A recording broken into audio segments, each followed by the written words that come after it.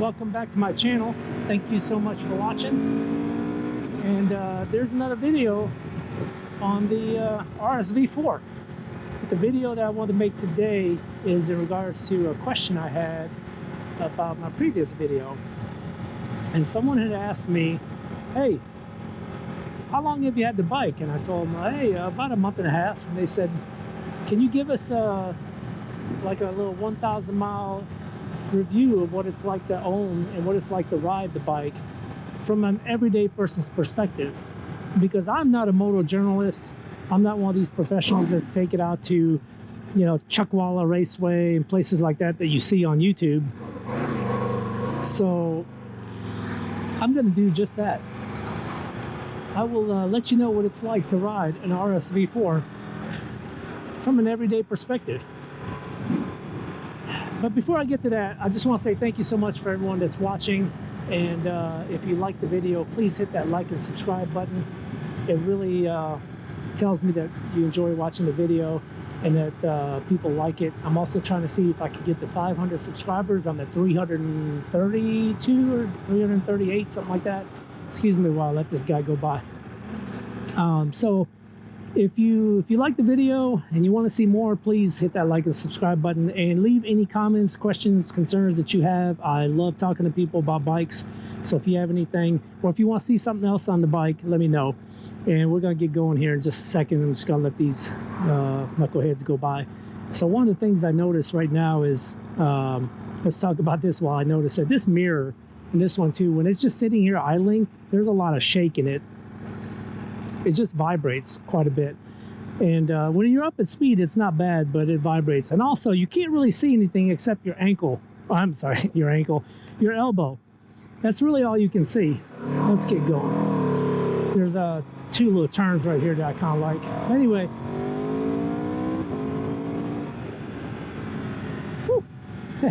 This thing gets up. I didn't really give it gas. So let's talk about that. The power of this thing is absolutely insane. Why you need this much power on a city street is beyond me. It shouldn't even be legal on the city street, you know?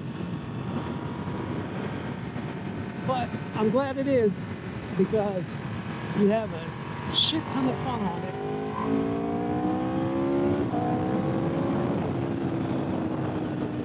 Oh yeah. And the sound that this thing puts out is absolutely phenomenal. I love this bike. Any issues I've had? No.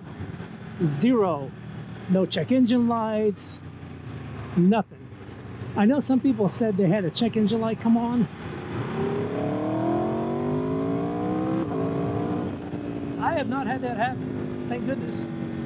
So no check engine light. This thing behaves fantastic. The sound it puts out is absolutely amazing. The sound of that V4 is just phenomenal. I hope you can hear it on camera, and I hope it's as cool on camera as it is in person. But yeah, so no issues, no complaints. It is not comfortable, so I guess if I had to complain, it's about the comfort. But again, this is a sport bike. It's a liter bike. Well, 1077cc to be exact. And I didn't buy it for comfort. And I hope no one buys this bike for comfort, because you're going to be very sad about it. It is not a touring bike, if you haven't caught on yet. Now, am I going to take it touring? Hell yeah. I'm going to take it to the mountains of North Carolina. And we're going to hit the twisty roads in this thing and see what this thing is made of.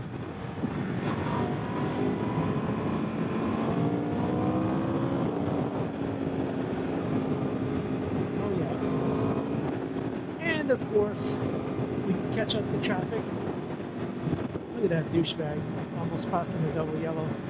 Anyway, so yeah, the bike is fantastic, no problems. I did, back there in that turn that you saw, the two turns that I kind of like, that's about the closest to twisties we have in this town.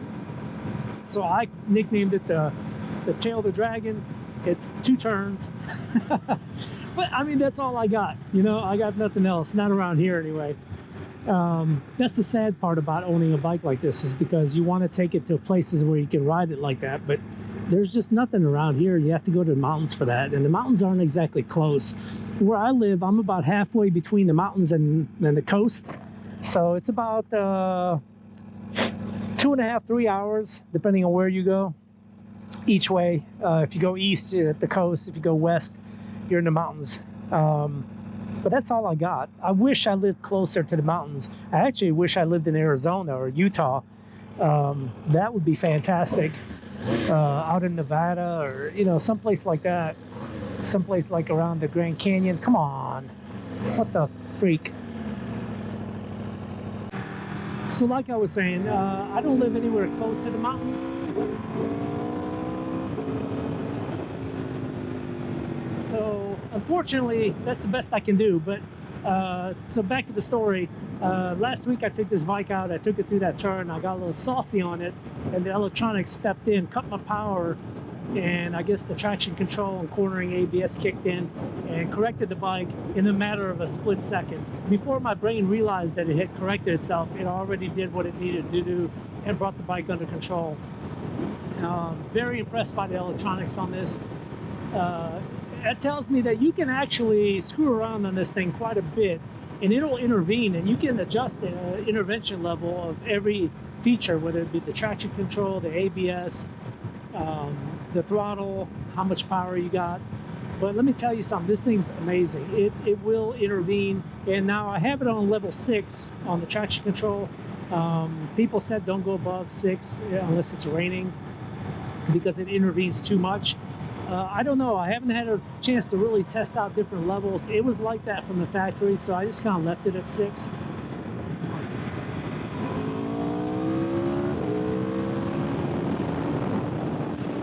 So yeah, I just kind of left it at 6. I just left it at level 6, and it's fine. But I'm gonna play around with it when I do go to the mountains, and we'll test different you know, different levels, the traction control, the ABS, the wheelie control, all that stuff. And I'll do a video on that when I get a chance to go somewhere that's a little more twisty than this, because this town has nothing. So we will leave it at that. There's no sense in playing with it here, because there's really no place you can really test how much it intervenes. I mean, I guess you could go and purposely stomp it on the interstate or something like that, but that's just stupid.